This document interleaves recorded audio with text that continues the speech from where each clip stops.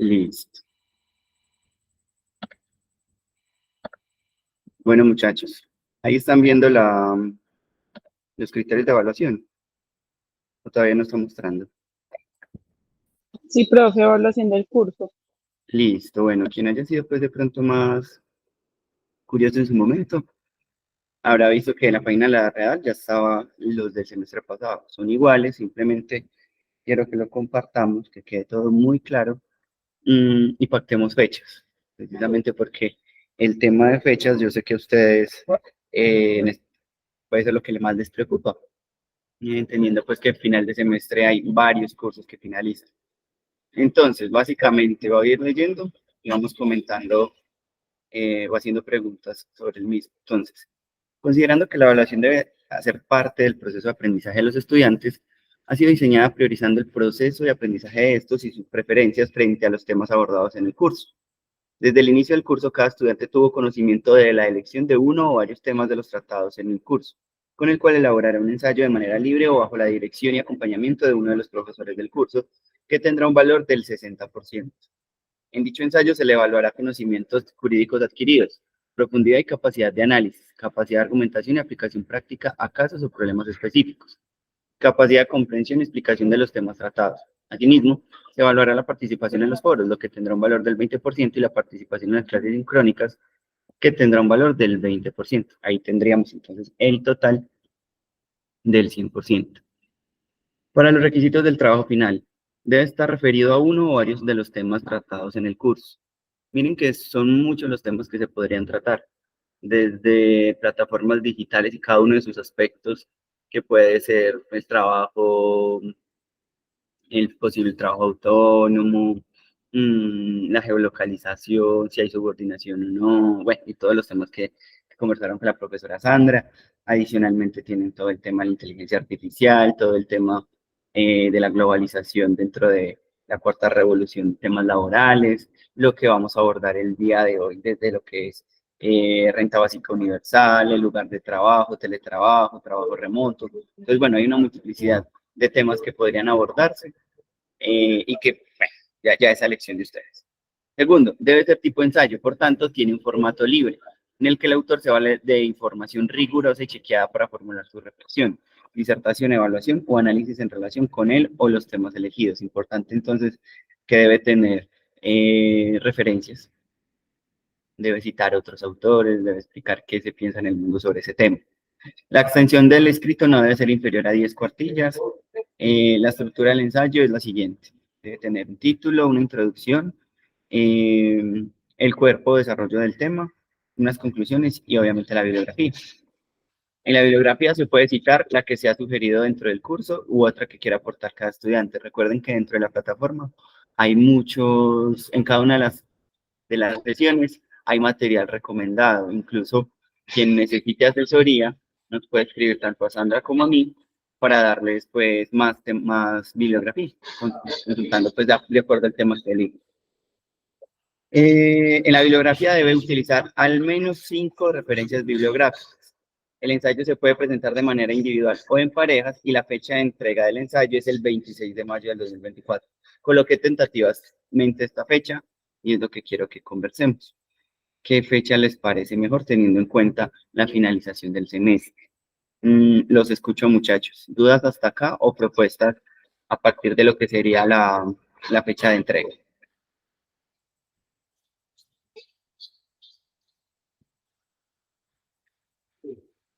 Muchachos, no hay ninguna duda, queda perfecta la fecha, no hay ningún cambio dentro del trabajo. Hablen ahora. Por mí la fecha está bien, profe. Bueno, yo propongo esta fecha, yo sé que es rápido, pero les permite a ustedes en las semanas de finales concentrarse en evaluaciones escritas. Esa es como una de las ventajas que tendrían.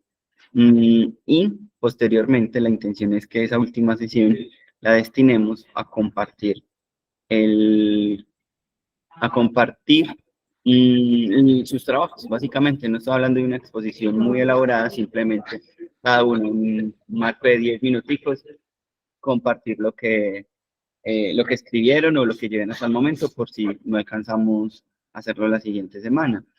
Entonces, bueno, sería esto, se los voy a enviar, se los voy a compartir a la Real para que lo organice y lo suba a la plataforma para que tengan los criterios organizados teniendo en cuenta esta fecha, 26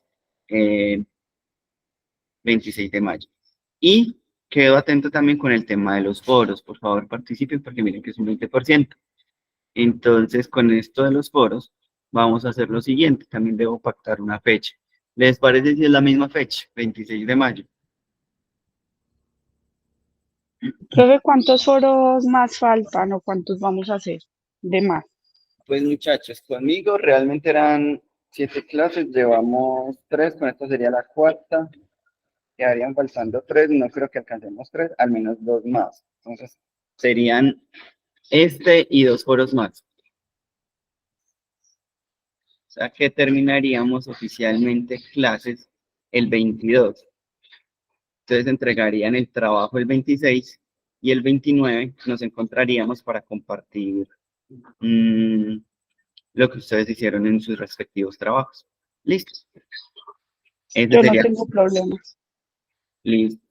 La idea es como también que ustedes tengan rápidamente la nota, tengan en cuenta que como los trabajos son largos, y ustedes siempre son 20, supongamos que se hagan en parejas, pues serían 10 trabajos. Pero estos trabajos pues nos los repartimos entre la profe Sandra y yo, son bastantes páginas, entonces pues debemos tener un tiempo prudencial para calificar tanto eso como revisar pues también el tema de foros. Sin embargo, nosotros el tema de foros lo vamos revisando constantemente a medida que la clase sugiere pues una pregunta, nosotros vamos mirando qué argumentación hay por parte de ustedes, qué tanto pues le dan la importancia que requiere la pregunta. Entonces, bueno, muchachos, va a quedar entonces 26 de mayo, tanto fecha final para entregar el trabajo, no significa que lo puedan entregar antes, no hay ningún problema. Y los foros, también la fecha de cierre sería el 26 de mayo. Quien requiera una asesoría para realizar el trabajo, lo puede manifestar o por el grupo o por interno me escriben a mí o le escriben a la profesora Sandra o incluso al correo electrónico. Tienen esos 3 canales para hacerlo. Si alguno tiene la duda con el tema que eligieron, también nos pueden escribir, que si no es oportuno nuestro tema, no hay ningún problema. La idea es que ustedes lo hagan lo más libre posible en la temática, pero si tienen alguna inquietud, para eso estamos. Listo. Bueno, vamos a darle entonces inicio a la temática del día de hoy. Voy a dejar de presentar aquí. Y volvamos con las diapositivas. Vamos a iniciar hoy terminando la temática de la sesión anterior para dar paso al nuevo tema que sería el tema del lugar de trabajo. En ello ya serían los últimos temas que veremos en el curso y que bueno, espero hasta el momento haya sido de su agrado. La idea es que esa última sesión también demos una evaluación del mismo para irlo mejorando porque pues es un curso que todavía está en construcción. Bueno, la sesión pasada habíamos terminado con la explicación de esa precarización laboral. Ahí están viendo la diapositiva, ¿verdad? ¿Se está viendo, muchachos? Sí, profe. Bueno. Entonces, en la sesión anterior hablamos un poco de lo que era esa globalización, de cómo afectaba al trabajador en sus diferentes facetas, y llegamos ya a un tema pues, global, netamente, que fue hablar de, por ejemplo, de la empresa Zara, de cómo en Brasil en su momento tenía una fábrica en la cual había gran precarización laboral y ellos preferían pagar lo que se conoce como pues sanciones de, del Ministerio de Trabajo del país, incluso $1.000.000 de euros o dólares, bueno, no recuerdo, por encima de pagar los derechos laborales, le salía menos costoso. Entonces, bueno, ahí veíamos como esa gran realidad de la globalización en los mercados. Primero que son desiguales, esa desigualdad y esos cambios en la economía, por ejemplo, a través de los TLC, a través de dinámicas de la OCDE, de todo esto, pues bueno, genera también que los países requieran la entrada de estos mercados a tal punto que la forma o la intención de poderse industrializar cambia. Ya no es como se pensaba en el siglo XX, que cada país lo debía realizar, sino que el mismo país, a través de sus políticas, debe llamar a nuevos mercados para que le ayuden. Un ejemplo claro de esto es el Urabá antioqueño, en la actualidad, de cómo Colombia solicita a gobiernos, por ejemplo, en China, unos acuerdos económicos en el que Colombia contrata a China, le solicita un préstamo al banco más grande de China y con ese dinero el acuerdo que tiene con el gobierno es listo, yo le presto el dinero, pero para la construcción de las vías, la construcción incluso del metro de Bogotá, por ejemplo, no se hará con la empresa que ustedes elijan, sino que debe ser China. Y así vemos cómo entonces entra China, uno prestando el dinero y a su vez ejecutando. Colombia entonces queda casi que en una doble deuda con China y China pues recibe en dos momentos este dinero. Entonces, claro, se aprovecha pues, de una manera muy inteligente para crear la infraestructura del mundo China con este tipo de negocios y Colombia busca industrializarse a su vez a través de estos préstamos, al no poderlo hacer directamente. Esto genera entonces también nuevas dinámicas laborales, donde llegan trabajadores chinos, en donde no se sabe bien cómo funcionan esos derechos laborales en el momento de la ejecución de esas labores. Entonces, claro, es una dinámica extraña en la que el trabajador puede que esté en Colombia o puede que esté en China, pero no se sabe ni siquiera, o bueno, el trabajador chino puede que esté en Colombia o puede que incluso desde China direccione algunas labores, pero ni siquiera se sabe cuál es la regulación que debe adoptarse para él. Y así en muchas relaciones que fuimos hablando desde la sesión pasada, como el compañero que trabaja en Australia puede tener una relación allí, pero un arraigo en Colombia. Cosas como esas es la que vimos, así como a modo de repaso rápidamente. Esto nos lleva entonces a que estos mercados busquen cada vez ser más eficientes, por ejemplo, Sahara, tener más trabajadores y para eso también busca abaratar costos. Para abaratar costos buscará ir a países donde los derechos laborales pues, no sean tan costosos como en sus países de origen, su domicilio principal, por ejemplo, España. Después buscará mercados latinoamericanos, africanos, asiáticos. Y eso nos lleva a una competencia global. País que no pueda realizar esto los llevará entonces a que en la competencia con otros países, pues deba de vender más caros sus bienes, incluso sus servicios, y por ende no hay una competencia con los países que efectivamente tienen la mano de obra en países con pocos derechos. Veamos las textileras o veamos también el tema para centrarnos en Colombia del sombrero, el famoso sombrero volteado. Sombrero volteado, pues claro, es una confección artesanal que se da en la costa atlántica. Sin embargo, los mismos chinos pueden desarrollarlo de manera industrial.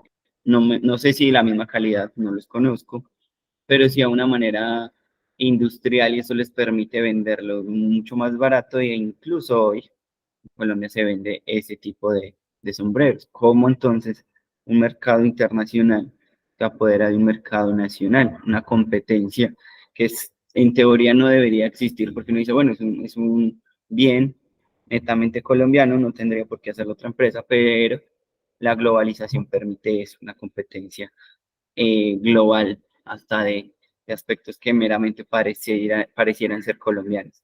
Y esto genera pues el famoso dumping social, como una estratificación incluso de los países. Ya entonces lo podemos ver de la siguiente manera.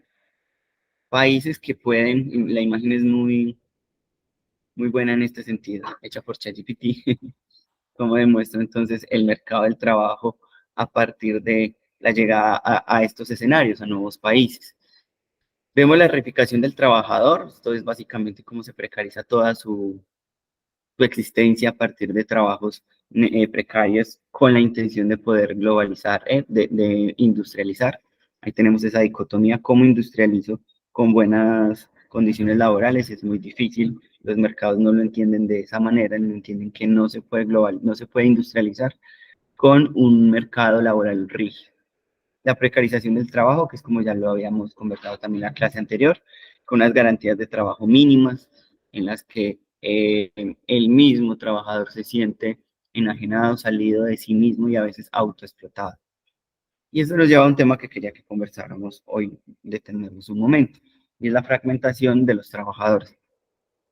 Ya tenemos como una realidad del trabajador como individuo. Ya sabemos dentro de sí mismo cómo el mercado lo puede llevar a, a precarizar, que no importa qué tan especializado esté, puede tener varios tipos de contrato a la vez para poder suplir sus necesidades básicas, pero no lo hemos hablado de manera global dentro del colectivo. Entonces podemos hablar de que existen dos dimensiones del trabajador. Está una dimensión netamente individual con su contrato, con su salario, con sus condiciones, pero también está la condición del trabajador, la dimensión colectiva. En esa dimensión colectiva normalmente lo hemos entendido como el sindicato. No lo pensemos únicamente como sindicato, sino que pensémoslo en solidaridad laboral. Cuando yo no conozco a mi compañero de trabajo, es muy posible que yo no entienda sus necesidades y no entienda que realmente son iguales a las mías. Por ende, no existe esa solidaridad, no existe esa empatía, pues, ni sé quién es. Esto ha ocurrido con el trabajo en red. Trabajo en red, mmm, si bien permite pues, una eficiencia del mercado, una eficiencia industrial, lo que sí no permite es esa cercanía entre los trabajadores. En esa dinámica podemos ver los sindicatos modernos. Dentro del sindicato moderno, ustedes encontrarán que la gran mayoría, hablando netamente de Colombia, entre el 4,6 y el 5% de los trabajadores están sindicalizados. Y de esos trabajadores sindicalizados, más de la mitad probablemente están en el sector público. Uno se preguntará por qué en el sector público se sindicalizan más que en el sector privado. La respuesta es muy sencilla. Si yo estoy en el sector público y tengo una estabilidad laboral mucho más fuerte frente a lo que tenemos en el sector privado, que hay contratos basura, realmente, contratos civiles, comerciales, en la que el trabajador no puede tener un proyecto de vida a largo plazo, pues obviamente en ese sector los trabajadores no se van a sindicalizar. Y para verlo más grave, la convención colectiva, que la convención colectiva es propia del sector privado, ya ustedes vieron laboral colectiva, entonces lo tienen claro. Por un lado tenemos la convención colectiva, que son de los trabajadores sindicalizados, y el pacto colectivo de los no sindicalizados. Vemos que en el sector privado, en esa convención colectiva, solo el 0,03% de los trabajadores en el país gozan, eso es una aproximada, gozan de convención colectiva. Significa que hoy en Colombia no se negocia en el sector privado. Mientras que en el sector público, el acuerdo colectivo lo pueden gozar aproximadamente el 80% de los trabajadores. Eso significa que en el sector público está la tranquilidad de sindicalizar sin negociar, sin la preocupación de un despido, de una persecución laboral. Lo anterior entonces se contrasta con los contratos que hablábamos la sesión anterior y con los nuevos tipos de contratos, tanto los contratos que tienen los trabajadores de Rappi, tanto los contratos que son términos y condiciones, igualmente también con los contratos que pueden surgir en la actualidad con las nuevas tecnologías. Y es que cada vez se aleja más al trabajador de su otro, de su compañero. Entonces esto nos lleva a una realidad muy grande y es la fragmentación de los trabajadores. No existe una solidaridad, como lo llamarían en el siglo XX, una solidaridad de clase. Adicionalmente, no es solo la solidaridad de clase entendida desde el lugar de trabajo, sino también que la fragmentación de los trabajadores se da desde lo social. Entonces vemos trabajadores que, o bueno, en estos días se hacía una pregunta: ¿quién en la actualidad puede decir directamente quién o cómo se considera? ¿Será que uno dice que lo primero, que yo soy un trabajador? Es muy difícil. Entonces lo primero que uno puede decir es que soy estudiante, en mi caso del paso por la universidad, en el otro caso por algunos miran primero su profesión o se identificarán con otro movimiento social, ya sea el ambientalismo, feminismos, etcétera. Antes se entendía que la clase trabajadora era el todo, la mayoría de la sociedad, más del 90% la compone. En la actualidad se fragmenta también y es normal. Primero porque el trabajador no es uno, tiene muchas dinámicas.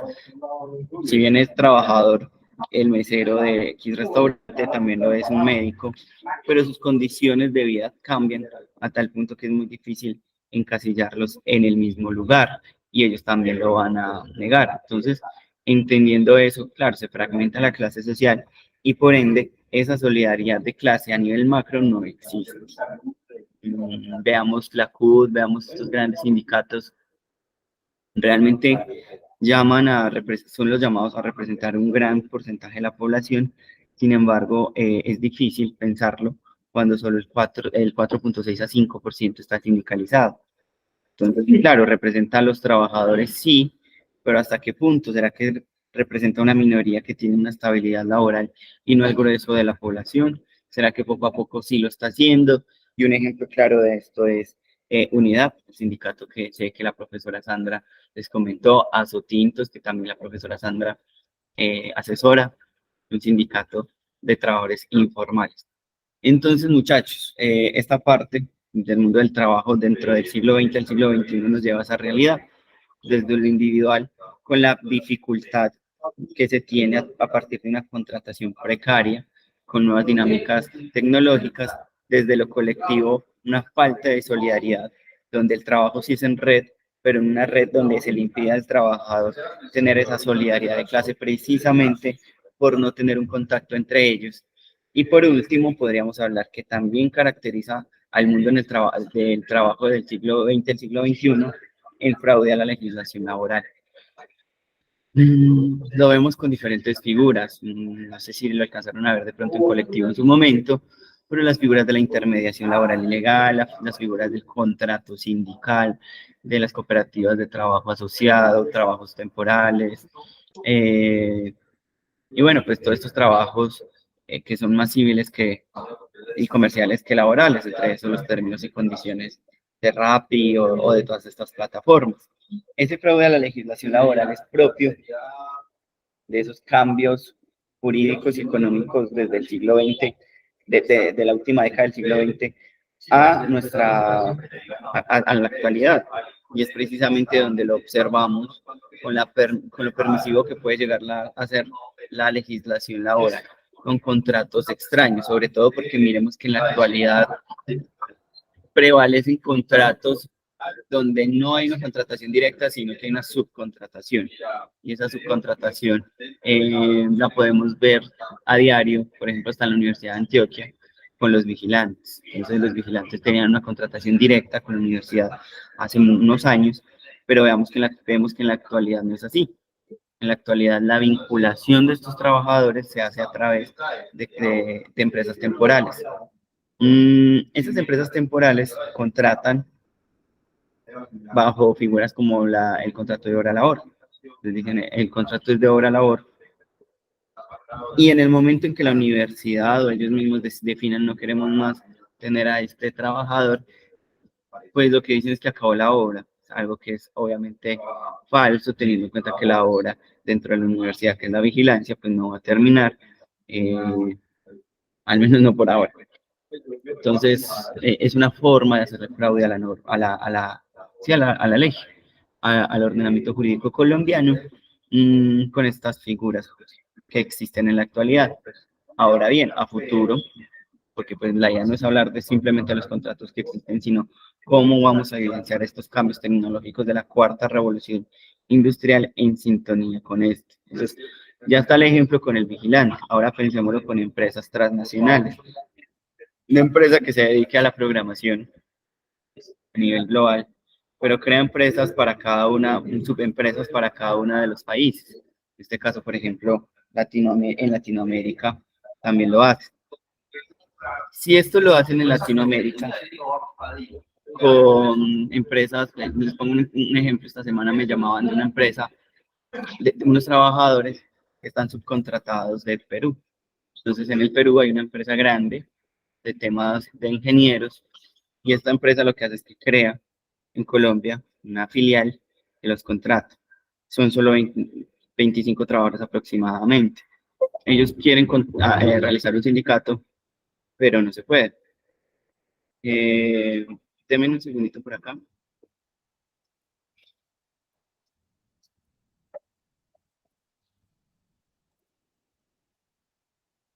Entonces, claro, la empresa global, la empresa grande como tal, el centro de operaciones es una empresa peruana, peruana crea una empresa en Colombia, 25 trabajadores, ellos quieren crear un sindicato, tienen el número preciso para hacerlos, pues yo no les voy a recomendar a ellos que lo hagan, porque pues, un solo trabajador que se salga, pues perdería la personería jurídica. ¿Eso qué nos lleva a pensar? Podemos ver lo siguiente. Si la empresa peruana contratara directamente, habría más posibilidades de sindicalizar a esos trabajadores. Sin embargo, como tiene una empresa que hace la intermediación, pues se hace muy complicado. Son para temas de ingenieros. Pensémoslo también para programadores. Sucede lo mismo. En algunas ocasiones puede que contrate directamente, en otras ocasiones lo que hace es que crea empresas intermediarias en los diferentes países. Esa es una realidad, pues, en la actualidad que no permite, pues, colectivizar, mejor dicho, a estos trabajadores. Y el fraude, pues, a la legislación laboral es más que evidente, con un fraude a la ley, incluso un abuso del derecho en muchos casos. Bueno, eso en cuanto a que resumimos un poco lo que vimos en la clase pasada y adelantamos algunos temas que nos habían quedado faltando. Vamos con unas soluciones que se proponen dentro del mundo laboral. Vemos entonces para encasillar todos los temas que hemos visto hasta ahora, desde la inteligencia artificial, desde la automatización de los trabajos, donde hay una posibilidad o no de una pérdida global de plantas, más una legislación precaria en el mundo laboral que no permite satisfacer todas las necesidades básicas. Ese caldo de cultivo lo que lleva a pensarse es que el futuro del mundo del trabajo, tal vez desde lo jurídico y desde lo social, pues va a ser muy complicado, sobre todo pensando en que cada uno de estos trabajadores mmm, van a tener en vilo su puesto de trabajo o van a tener una contratación muy precaria. Si a esto le sumamos que se invierte la pirámide pensional, vamos a ver qué sucede con la reforma. Pero bueno, hablando del estado actual, se invierte la pirámide, pensemos que nosotros tenemos un sistema de seguridad social bismariano, esto significa que la pirámide es invertida, arriba se supone que arriba deben estar la población laboralmente activa, que son los jóvenes, y en la parte de abajo de la pirámide los pensionados, las personas ancianas, eh, y que esto se está invirtiendo, significa entonces que ahora puede que hayan más ancianos y personas pensionadas que personas en capacidad para laboral en una edad productiva, pues entonces generan problemas adicionales para el tema laboral. No diría, bueno, esto permite que haya más trabajo. En teoría sí, pues porque hay menos personas en etapa productiva. Sin embargo, si hay una automatización, cada vez entran pues nuevas dinámicas en donde se pierden trabajos o los contratos son precarios, pues no soluciona el asunto. Para esto entonces, y no es un tema netamente laboral colombiano, sino a nivel global, se ha propuesto la famosa renta básica universal. Está definida como el ingreso otorgado a cada individuo sin importar su situación socioeconómica o grupo etario al cual pertenezca. Hay muchas formas de ver la renta básica universal y tiene dinámicas diferentes. Por ejemplo, puede existir una renta básica universal solo para personas con unas condiciones. Por ejemplo, lo que propone Petro con su reforma es eso, que algunos trabajadores tengan una renta básica cuando cumplan unos requisitos. Incluso en la actualidad, él llama renta básica universal a el dinero que le da a una población femenina que tiene cierta edad, que tiene hijos. Yo diría que allí el discurso cambia un poco porque pues si es universal debería ser a todos, entonces hay una renta básica sectorizada a un grupo como tal, que se define pues en este caso por condiciones de ser mujer y bueno, esas dinámicas. Pero sería universal únicamente pues cuando de verdad pudiese llegar toda la población. Otra forma de entenderlo también es por temporalidades. Por ejemplo, en COVID, en pandemia, tuvimos una renta básica universal temporal para algunas personas. No sé si recuerdan que llegaba un auxilio solidario, 500.000 pesos, pero pues que esto no solucionaba de fondo el asunto, y netamente pues también porque era temporal mientras transcurría todo este tema de pandemia. Entonces lo podemos ver así, puede ser sectorizado o puede ser universal, puede ser a personas con una cierta vulnerabilidad o a grupos especiales como lo pueden ser minorías, o pues universal a toda la población. Y puede ser temporal o dependiendo del caso. Hablando netamente de la pandemia, pues fue temporal, pero pues como lo propone, por ejemplo, la reforma pensional, se buscaría una especie de renta básica universal, bueno, más que universal, una renta básica permanente para un grupo poblacional. Ahora bien, ¿quién debe otorgar esa renta básica universal? Esta idea de la renta básica históricamente ha sido muy de la izquierda, en el mundo, en políticos de izquierda. Sin embargo, la realidad ha llevado que hasta políticos de otras orillas piensen una renta básica, aunque con unas diferencias. Vamos a observarlo. Por ejemplo, en Colombia, como lo propone Petro, pues la renta básica se financiaría básicamente del ahorro pensional de quienes estén trabajando, más unos subsidios que podría entregar el mismo gobierno para poder completar y así poder dar una renta básica. Esto entregado por el Estado y que es comúnmente se ha entendido. Sin embargo, hay otras realidades, otras dinámicas, producto de la globalización misma. A futuro, sobre todo pues con este tema tecnológico, se prevé que habrán unas empresas que van a tener un monopolio o un oligopolio de lo que serían las tecnologías. Meta, Amazon, bueno, las empresas que ustedes ya conocen, las más grandes del mundo, Tesla, etcétera. Estas empresas sí van a dominar todo el mercado, lo que es la inteligencia artificial, y miren que estamos en esa carrera. Parece una carrera como en la Guerra Fría, ya no entre estados, sino entre empresas por la inteligencia artificial. Entonces, si tenemos una especie de carrera industrial o empresarial por la inteligencia artificial, por la robótica, por todo esto, en últimas lo que vamos a ver es que van a haber unos ganadores, que pueden ser pequeños, pues, un grupo pequeño de trabajadores. Elon Musk, previendo esto, el año pasado creo que fue, en una entrevista le hablaban de qué soluciones veía a futuro.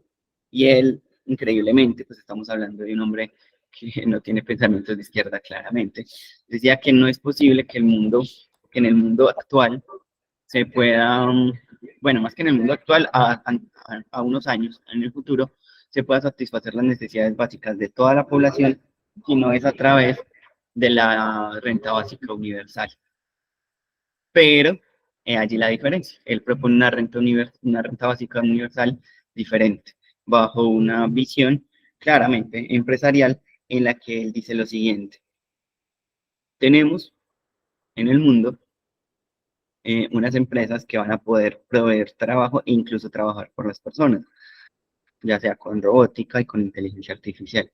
Si ellos trabajan así, y que incluso yo creería que eso no puede llamársele trabajo, pero bueno, ejecuta sus actividades, ya sean los robots o inteligencia artificial, y con eso se produce lo suficiente para garantizar las necesidades básicas de las personas, pues entonces ese mismo trabajo que llaman los podría generar que las empresas que se benefician de ese trabajo, que en este caso son los dueños, tanto de la robótica como de la inteligencia artificial o demás tecnologías, puedan financiar esa renta básica universal. Peligrosísimo, porque eso desnaturalizaría los estados. O bueno, no sé ustedes qué opinan, porque en últimas lo que veríamos son estados que son permisivos, que permiten la entrada de estas empresas y que estas empresas trabajan por las personas en teoría, como ellos los llaman a partir de estas tecnologías, y son los llamados a definir cómo se entregará esta renta básica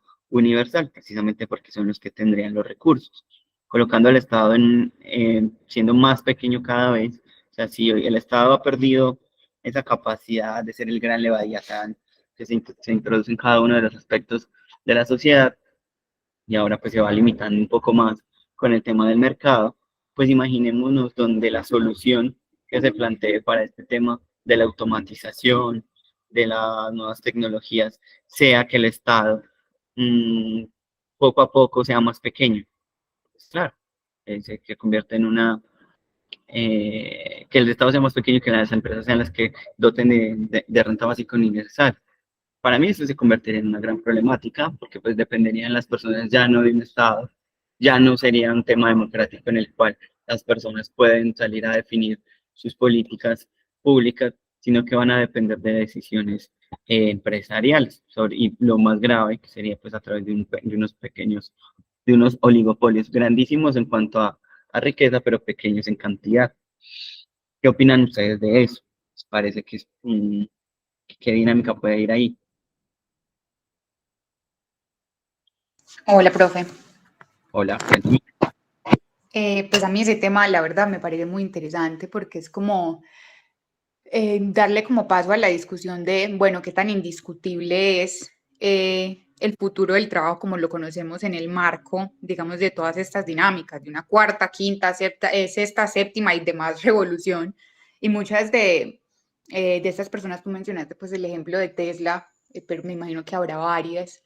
Y he escuchado por ahí en diversas conversaciones que el planteamiento es como, listo, o sea, si ya llegamos a un punto en el que este tipo, sobre todo de empresas, de modelos de negocio, empiezan a propugnar pues, y a lograr efectivamente, digamos, como el sostenimiento de la población a nivel mundial, por lo menos en lo que respecta a necesidades básicas y un poquito más, pues también se le abre paso. Claramente eso es una perspectiva muy optimista, pasando por alto pues como toda la crisis que hemos tenido siempre pues como en materia de tanto de derechos fundamentales como humanos en relación como con el trabajo, pero se menciona como que eso le abre paso a otro tipo de preocupaciones ya más, digamos, como en la parte intermedia y superior de lo que tiene que ver con la escala valorativa de las necesidades de las que hablaba Maslow, pues de necesidades de un Sí. poco del yo, que es algo que me parece supremamente interesante. Entonces es como, no sé, yo siento que vamos pues en un estado pues como de inercia, pues con acelerador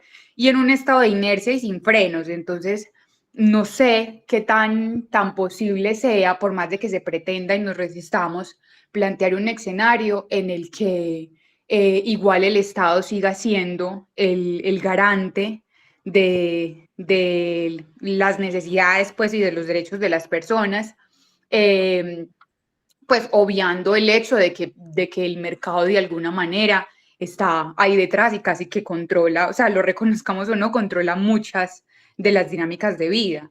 Entonces, yo creería que sí hay que buscar la manera o empezar a pensar, a visionar una forma en la que no sé, como soluciones de este tipo, como la renta básica, se hagan posibles, porque pues si no, entonces deja de tener sentido el hecho de que unas pocas empresas que tienden al oligopolio en determinado momento, pues controlen absolutamente todo el mercado, tengan una producción de ingresos que podría sostener a la población mundial por un montón de vidas y aún así, digamos como que no sé, no se piensa en una alianza o en una posibilidad de que eso le sirva a la subsistencia de la población como mundial en general. Entonces, justo ese tema, ahora que lo mencionaste, estaba pensando en, bueno, ¿qué puedo escribir para este curso?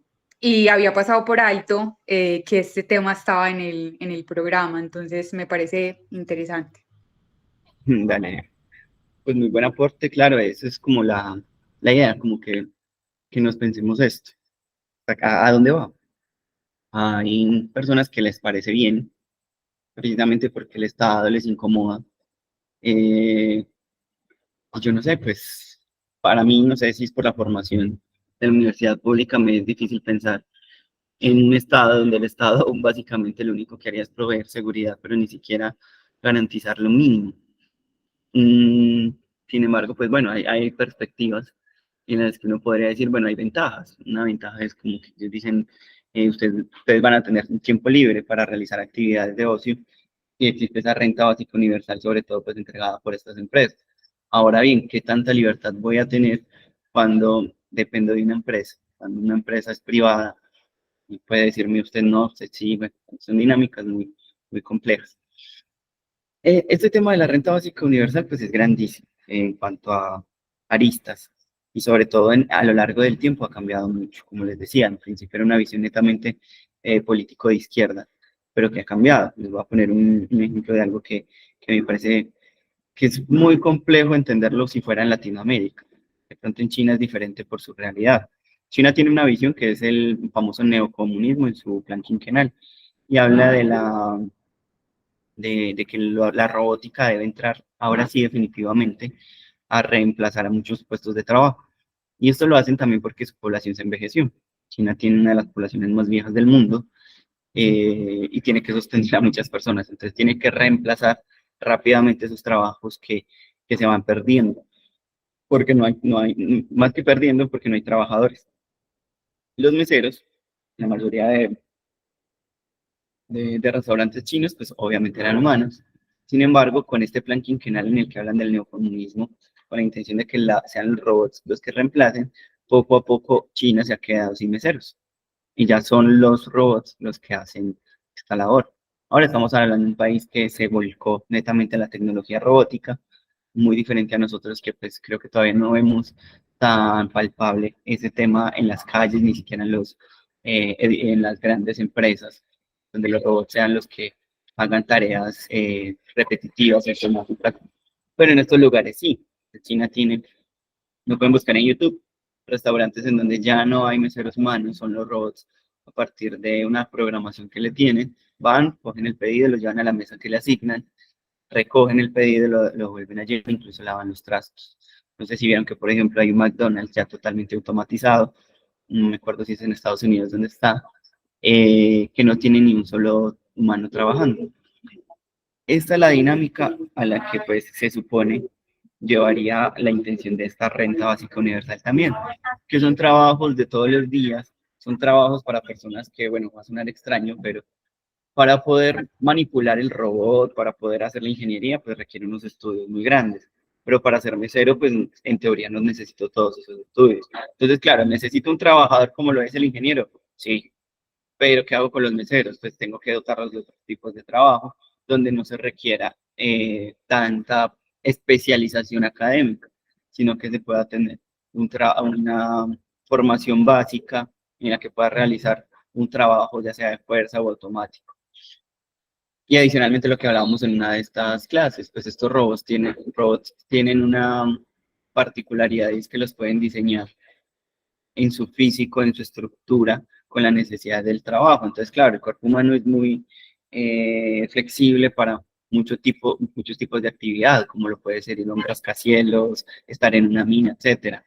Pero yo puedo hacer ahora robots que realicen esa misma actividad con el físico que se requiera, que de 4 manos, pues lo puedo hacer con 4 brazos, que tenga, no sé, que resista el clima porque pues tenga más fuerza, o sea, en los pies, lo puedo hacer. Entonces miren que son dinámicas en las que el trabajador, claro, sí tiende a desaparecer como lo conocemos, ya especializándose en otro tipo de labores, como lo hablamos la vez pasada, labores físicas y labores cognitivas. Entonces esperar que esas labores cognitivas pues no sean reemplazadas netamente por la inteligencia artificial, sino que simplemente sea un apoyo para sus labores, en caso tal, pues. Entonces, miren que esa dinámica se da en China, en un país donde el mercado no es tan libre como acá. Es un mercado donde el Estado sí interviene directamente, entonces se puede planificar eso. Pero imaginemos esa misma realidad de los meseros o de otros tipos de trabajos, por ejemplo, el McDonald's que les decía, en Colombia. ¿Qué hacemos con los trabajadores? Donde el mercado no planifica, donde el Estado no planifica eso, pues nos volcaríamos a una situación total de desempleo en la que no sabríamos cómo subvencionar esto.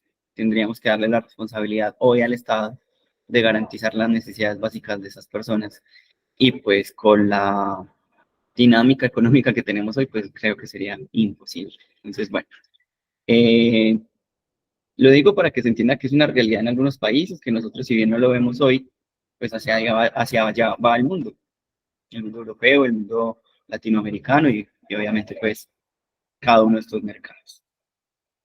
¿Algún aporte adicional sobre renta básica universal? Bueno, dentro de esta dinámica también entonces podemos ver las ventajas.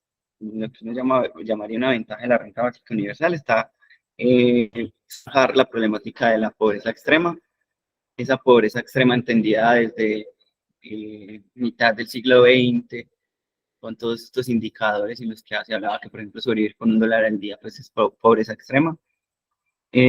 Obviamente, fijando pues una renta básica fije unos topes en donde se esté por encima de la línea de pobreza, garantizar unos mínimos. Esa problemática de zanjar esa pobreza extrema es lo que busca la renta básica universal de Petro en su reforma. Que miren que no es un salario mínimo lo que entregaría a una población de cierta edad, sino que únicamente sería una ayuda, un auxilio, en donde buscaría que al día se tenga al menos unos 10.000, 15.000 pesos para sobrevivir. No es lo ideal, pero al menos no habría una pobreza extrema y esto ayudaría a zanjar no solo esta problemática, sino ayudar a que las personas, pues, al menos con esto puedan sobrevivir un poco. No se tendría que pagarse una burocracia que se encargará de focalizar. Esto es lo otro. Si la renta básica universal de verdad es universal, permitiría que como todos van a recibir lo mismo, pues no exista esa burocracia a la hora de entregar subsidios, o en este caso, pues la renta. Fíjense en los programas del gobierno a partir sobre todo de los años 2000, Jóvenes en Acción, todo esto para lo que se ha prestado, con una burocracia en donde entran o no entran personas. No sé si vieron que Petro está entregando como esos 500.000 pesos a mujeres cabeza de familia. Y lo que está sucediendo en el país es que es increíble lo que sucede en Colombia. De un momento a otro se aumentó la tasa de divorcios, con un incremento de 20.000 divorcios en el país. Claro, y se divorcian y después solicitan el auxilio. Para mí eso es abuso del derecho. Probablemente eso es una simulación en la que simulan que están divorciados pero siguen viviendo juntos, simplemente para garantizar o para demostrar que cumplen los requisitos para este tipo de renta.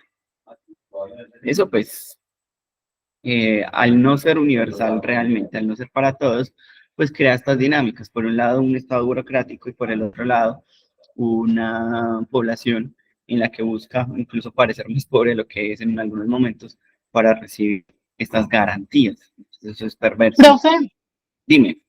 yo quiero hacer un comentario ahí porque digamos que hace poco, pues desde un tiempo para acá he tenido la oportunidad de repensarlo. El comentario que usted acaba de hacer con respecto a lo de los divorcios y eso.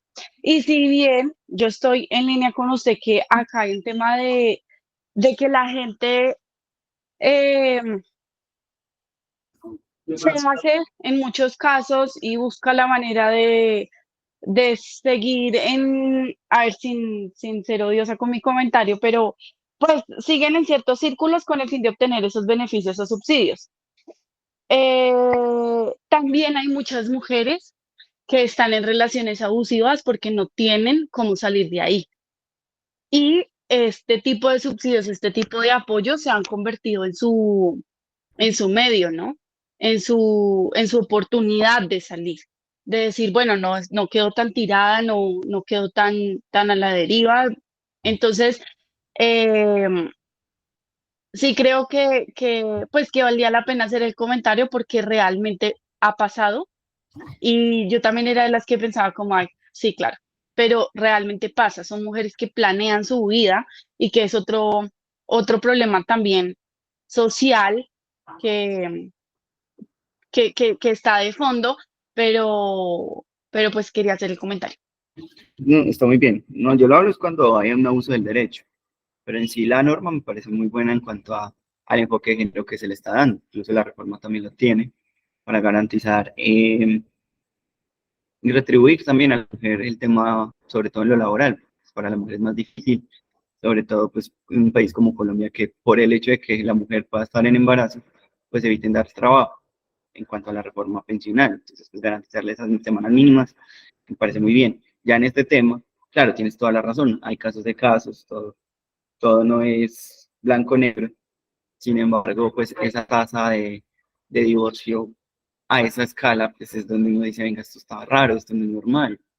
Digamos, la estadística en eso no miente. Si la estadística mes a mes te dice cuántas personas se divorcian en el país, sale un tipo de subsidio y al otro mes hay 20.000 divorcios, pues uno que va a decir allí, pues, que no es netamente por una decisión personal de vivo mal en la casa, sino que puede haber una intención económica, sea porque hay la necesidad, sea porque no haya la necesidad, pues nace esa intención del divorcio, no por la situación misma del divorcio, sino por otras situaciones. Ahora no estoy diciendo que en todos los casos sea igual, Y está muy bien que hagas esa aclaración, porque pues, la idea no es tampoco generalizarlo, sino simplemente demostrar cómo sucede eso, que esta es una realidad, la burocratización para focalizar algunos tipos de subsidios o la misma renta básica universal, y lo que también sucede al revés, con los trabajadores que pueden llegar a hacer esto. Bueno, dada su incondicionalidad y universalidad, el ingreso ciudadano pondría una plataforma para igualar desde abajo a todos los seres humanos. Imaginemos que esto fuera a nivel global en todo el mundo. Esto garantizaría que las condiciones y oportunidades empiecen a resaltar desde la persona más pobre en África hasta una persona europea, latinoamericana o asiática. Ahora, no exactamente las mismas condiciones y oportunidades, pero al menos se le da ese carácter humano a cada uno de los ciudadanos, sobre todo pues buscando que los niños y las mujeres pues cuando son cabeza de familia. El trabajo remunerado empezaría a revitalizar, dice que es que tengo esto muy pequeñito acá, el trabajo remunerado empezaría a relativizarse, pues otros tipos de trabajo no remunerado recibirían la importancia que tendrían como creadores de riqueza. Veámoslo de la siguiente manera. Colombia nunca ha remunerado al trabajo doméstico, solo hasta ahora pues, ha iniciado en los últimos años una regulación al mismo, unos auxilios, bueno, todo lo que ustedes ya conocen en la legislación. Este tipo de trabajos no han sido remunerados y son igual de difíciles. La renta básica universal al menos podría garantizar que esa persona que está realizando una labor que históricamente no se remunera, pues empieza a recibir algo por ello. Incluso permitiría que hay trabajos que hoy no, por temas de competencia, no son llamados para que las personas opten por ellos, pero que son importantes cultural y artísticamente, tipo música, artes plásticas, el arte en general o generadores de cultura. Si tienen una renta básica universal, probablemente podrán dedicarle un poco más de tiempo al arte, no tener que tener 2, 3 trabajos para realizar una actividad, 2, 3 trabajos y después ir a lo que sí le gusta en la realidad. No se va a especializar en lo que de verdad le gusta, no va a ser la misma calidad, mientras con la renta básica universal probablemente podrá desarrollar de mejor manera esa actividad. ¿Algún último comentario de este tema para pasar al siguiente módulo, muchachos? Listo. Bueno, resumiendo, la renta básica es una de las posibles soluciones a todo este tema en el de con lo acelerado que ha sido el mercado, con lo difícil que ha sido para los mismos trabajadores, todos estos cambios, transformaciones en los últimos tiempos, para poder garantizar unos mínimos. Desde el tema de la automatización, pasamos por el tema de la automatización, de la inteligencia artificial, un poco de robótica, pasamos por todo el tema global, el trabajo en red, para llegar a esta posibilidad. Espero se hayan conectado bien los temas, se haya comprendido como la intención, pero más allá de que queden con una posición de clase, lo que quiero es como que ustedes mismos propongan, tengan sus ideas y puedan lanzarlas en sus escritos, en caso tal de que escojan uno de los temas vistos estas últimas clases. Y bueno, inquietarnos un poco, porque pues esto en últimas es el mundo laboral a futuro. Nosotros estamos muy acostumbrados a ver el derecho laboral desde el código, desde lo que fue el trabajo del siglo XX, pero el trabajo ya no es solo eso. Es eso, sí, pero también es esto que estamos viendo. Y estas ideas, estas proyecciones son las que podrían ayudar, si entendemos estos contextos, a poder aportar a una legislación a futuro. Por ejemplo, cuando uno leía la reforma laboral de Petro, pasó, lo que decía, es muy bonita para trabajos estables, pero ¿cómo pensarse otro tipo de dinámicas? La primera versión de la reforma incluía los rapitenderos, y lo incluía de una manera muy buena porque decía directamente que era trabajo. Entonces, como trabajo, pues tenían todas las prerrogativas mismas del contrato de trabajo. Sin embargo, poco a poco, por las mismas negociaciones, se fue eliminando. Y muchas de las garantías que decía la reforma, pues yo sé que hay visiones de esto. Ahora en laboralistas que la vean muy bien, yo soy dudoso en algunas. Por eso, por ejemplo, en algunas garantías que ya están en la jurisprudencia, yo decía, ¿por qué no avanzamos un poquito más? Aprovechemos que esto ya está en nuestro ordenamiento jurídico y vayamos más allá. metamos un poco más de la informalidad, de las nuevas tecnologías, regulemos un poco más. Ayer, en las noticias, pues estaba, ayer o antier, en las noticias del Senado estaba comiendo y alcancé a ver que ya se va a discutir en un proyecto en el Senado para regular la inteligencia artificial en Colombia. Miren esto tan increíble, que es un país que no la tiene al orden del día como otros, pero ya se la piensa. Entonces, bueno, también son cosas que me gustaría que fueran revisando, que la clase también les sirva para eso, para que tengan una visión crítica de todas estas dinámicas globales. Bueno, pasemos entonces a otro tema. Quiero que lo hagamos en principio con una imagen. Les voy a presentar una imagen acá. Será esta. Segundo, sí, sí lo es. Vamos a ver esta imagen. Por favor, la observan y me dicen qué piensan.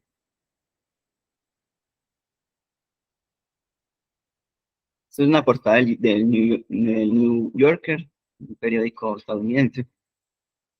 Año 2020 lo sacó. Hago referencia a la fecha para que se entienda el contexto. Vean la imagen. Empiecen a lanzar ideas, por favor, muchachas. ¿Qué ven allí? Todo lo que implicó el trabajo en casa. Listo. ¿Y qué es todo lo que implica el trabajo en casa?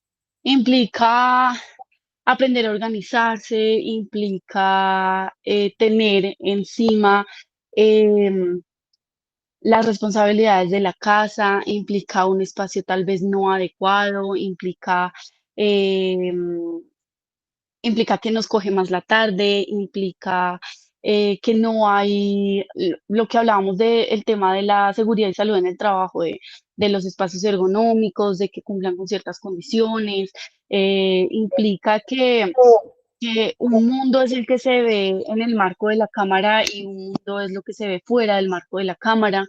Em, implica no sé, muchas cosas. De hecho, a veces a mí me pasa que yo me levanto y digo, no, la casa está muy desorganizada, yo necesito organizar un poquito.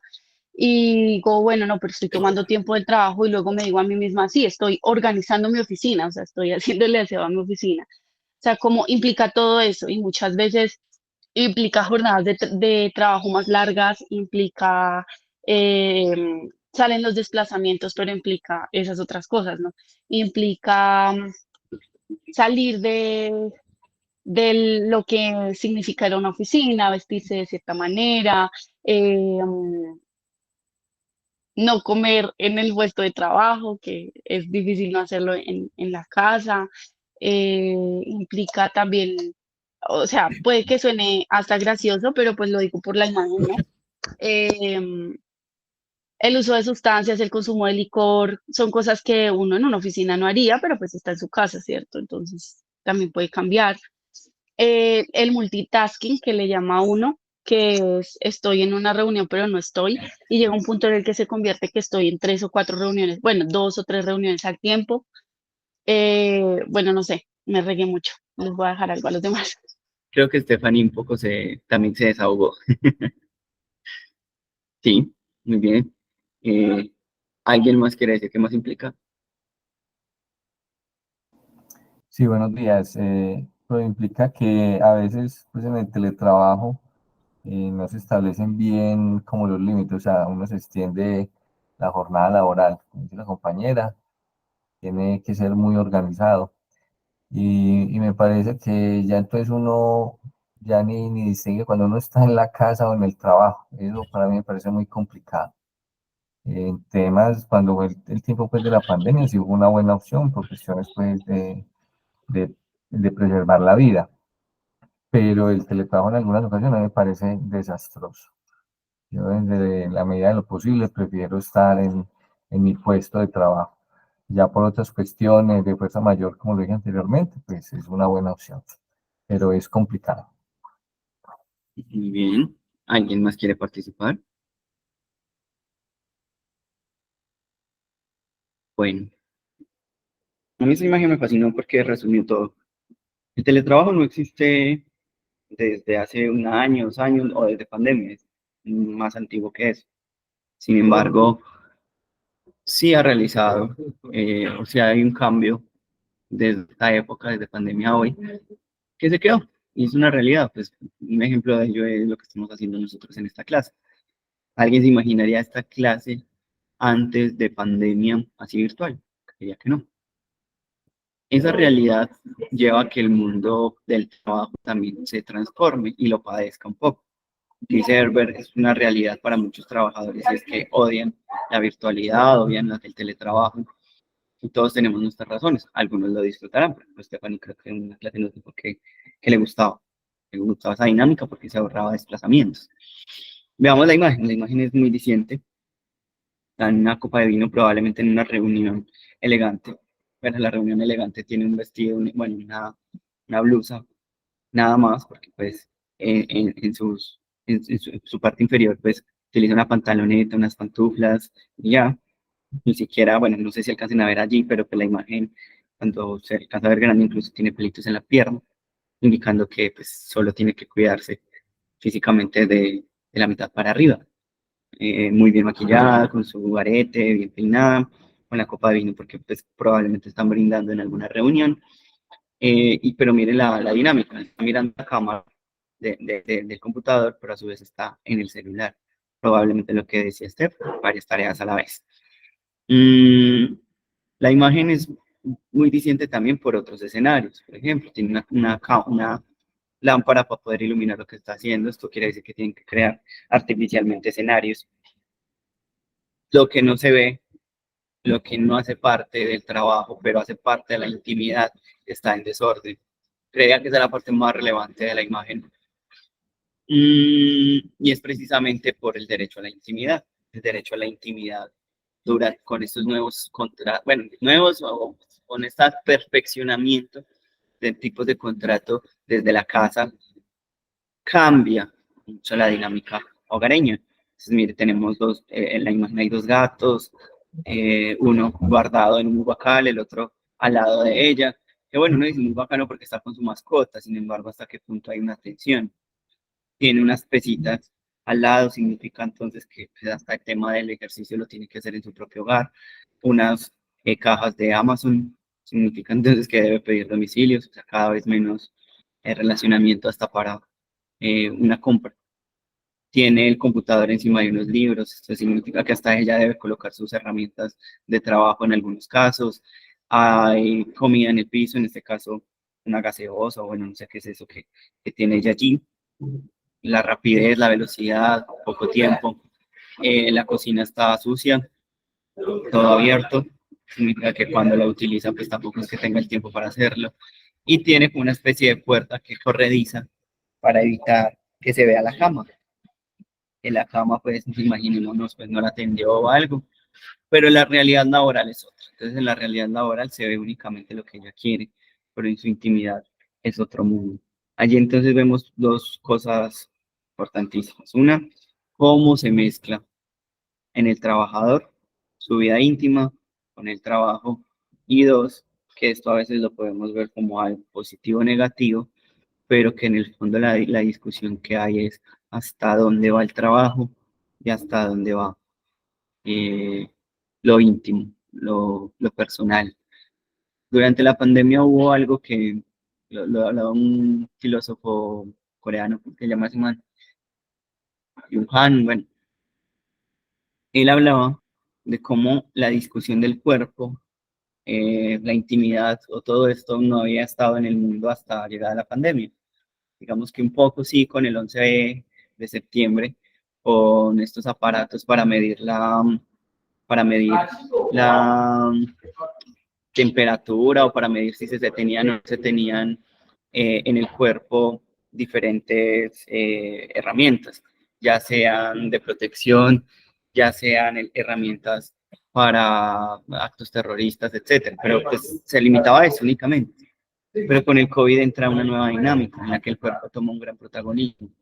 No sé si recuerdan cuando uno entraba a un supermercado o algo que tenían que colocarle para medirle la temperatura, que incluso no entiendo para qué, porque pues ni siquiera miraban qué temperatura tenía uno, simplemente entre. Pero con el COVID entonces inicia una nueva realidad y es el cuerpo como un escenario también en disputa. Y ese escenario en disputa lo vemos muy claro con el teletrabajo, porque pues te exigen incluso estar de ciertas maneras dentro de tu propia casa, te exigen estar pendiente, te exigen bueno, una multiplicidad de exámenes también, en los que ya no eres un sujeto en el que puedes guardar una intimidad, sino que tienes que exponerte desde lo más básico, desde tu imagen, desde tu voz, desde tu historia clínica. Entonces, bueno, esa imagen quería traerla a colación precisamente por eso. Nos trae como casi todos los escenarios en los que se puede resumir el lugar de trabajo en la actualidad. Ahora ya les voy a compartir otra presentación que ha sido intercambiar imágenes, eh, que es sobre el espacio de trabajo, que es el módulo que nos atañe. Entonces, el espacio de trabajo, derecho a la intimidad y cambios en la era digital. Aquí va a ser muy relevante hablar del COVID y bueno, nosotros tenemos esa particularidad que la vivimos de lo que sucedía antes y lo que sucedió después, diferente a los niños que crecieron sin conocer esa realidad anterior, conocer esa dinámica de tener que para cada reunión encontrar. Pongo un ejemplo, antes de pandemia, yo trabajaba con unos abogados, no era abogado, pero pues ya trabajaba con ellos. Cada reunión que se tenía con sus clientes tenía que ser presencial y los casos que se tenían, pues obviamente eran limitados al área metropolitana y bueno, en algunos lugares donde se podía tener acompañamiento. En la actualidad, hoy yo tengo muchos clientes que no conozco físicamente, todo ha sido virtual y tengo demandas a lo largo del país. Eso significa entonces que la era digital, estos cambios post-COVID han llevado a un punto en el que eh, ni siquiera importa el lugar de trabajo, ni siquiera importa yo dónde estoy trabajando, si tengo una oficina. Por ahorrarse incluso dinero, hay compañeros que hablan de para que una oficina, entonces la oficina es netamente virtual y atienden allí y tienen multiplicidad de casos y funciona de esa manera. Entonces, bueno, afecta desde lo laboral a los abogados, pero pues es casi en todos los escenarios, sobre todo donde se presten servicios. Entonces, claro, cuando vamos a hablar del espacio de trabajo en la era digital, pues no es únicamente la casa, también hay otros tipos de escenarios, otros tipos de espacios de trabajo. Por ejemplo, un espacio del trabajo también es para los rapitenderos de la ciudad. Creo que con eso lo pudieron hablar con Sandra en su momento, pero la ciudad también entra a hacer una disputa en cuanto al trabajo. ¿Dónde se ubican los rapitenderos? Pues por lo general, si ustedes van en Medellín, encontrarán que hay unos puntos claves. En el Éxito del Poblado hay muchos, en el Parque de Laureles, no sé si todavía, pero en su momento se aglutinaban allí, y esto generaba también unos conflictos, ya sea con la seguridad, con la policía, con los vecinos, etcétera. Pero el espacio de trabajo también se traslada a las casas, sobre todo en ellas, y vemos que hay empresas que cambian por ahorrar dinero, cambian también sus lugares de trabajo. Ejemplo de esto son grandes empresas que sus administrativos convivían en un edificio, en una empresa, en una oficina grande, etcétera, y ahora van a sus lugares de trabajo desde su casa. Estas dinámicas son importantes para el trabajo, para el mundo del trabajo, no solo por la ARL, no solo porque el derecho a la intimidad, que obviamente es donde más vamos a hacer hincapié, sino también pues porque esto también repercute en el trabajador en sus dimensiones individuales y colectivas. Trabajadores que pueden estar en un sindicato y de un momento a otro a todos los mandan para sus casas, donde se van a reunir si ya no hay un espacio de trabajo físico. Entonces ya les tocará adoptar, cambiar sus estatutos y reunirse de manera virtual. Es una realidad. Y así sucesivamente. Entonces vamos a centrarnos en tres aspectos: el espacio de trabajo, el derecho a la intimidad y un poquito los riesgos laborales. No soy experto en riesgos laborales, entonces pues será muy general este tema. Bajo los tipos de contratación o las modalidades, porque sigue siendo contrato de trabajo, entonces modalidades de teletrabajo, de trabajo en casa y trabajo remoto. Para esto quiero que iniciemos colocando un ejemplo de lo que puede ocurrir en un lugar de trabajo y que empecemos a pensar qué podría ocurrir. Veamos lo que sería un trabajador en su casa. Está en su hogar, su jornada de trabajo es de 8 a 12 y de 2 a 6. Resulta que en el horario después de las 6 lo llama el empleador, le dice que urgente necesita que le envíe una información. Él en su casa tiene 2 pisos. Para bajar tiene que pues, bajar las escaleras. Son las 6:05, ya no está dentro de la jornada. Como es algo de afán, tiene su oficina en el segundo piso y el documento lo tiene en el primer piso, baja corriendo, se cae por las escaleras y se fractura. ¿Cómo pensarse la ARL allí? ¿Será que si no estaba dentro de su jornada de trabajo, la ARL no tiene por qué cubrirlo? ¿Será que igual, teniendo en cuenta que su lugar de trabajo es la oficina, al salir, pues la oficina que tiene dentro de su casa, ¿será que al salir, supongamos, a la cocina, ya no la debería cubrir la ARL? ¿Será que por si el documento estaba en otro lugar dentro de la misma, dentro del hogar, dentro de la casa, entonces ya no deben, ya hace o no hace parte del cubrimiento de esta ARL? Todas esas dinámicas son unas discusiones que surgen. Ahora bien, con la ARL no solo en el hogar, pensémoslo con el Rapitendero también. Rapitendero va por toda la ciudad. ¿Será que solo al tener activa la plataforma y tener un accidente de tránsito debería cubrir una ARL en caso tal de que se entendiera como una relación laboral? ¿O será que únicamente cuando lleve el servicio?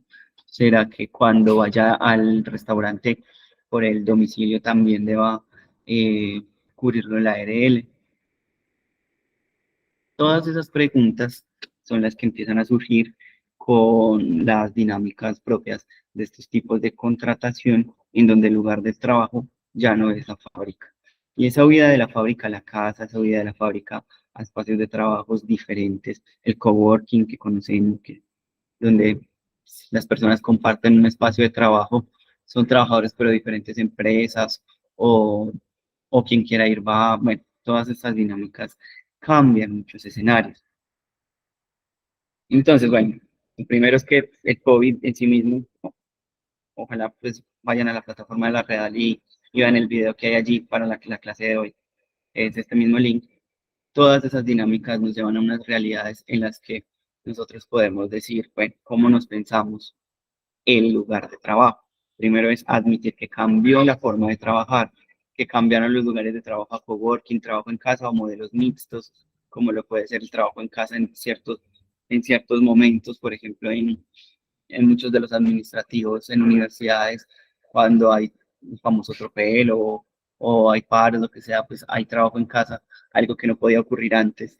Antes, pues, salías de la universidad siendo un administrativo, ya terminabas tu jornada, ya sea por algo externo, ahora no, ahora pues te pueden decir, listo, trabajo en casa, trabajes desde su casa y realiza las mismas actividades, incluso más como lo refería Stephanie.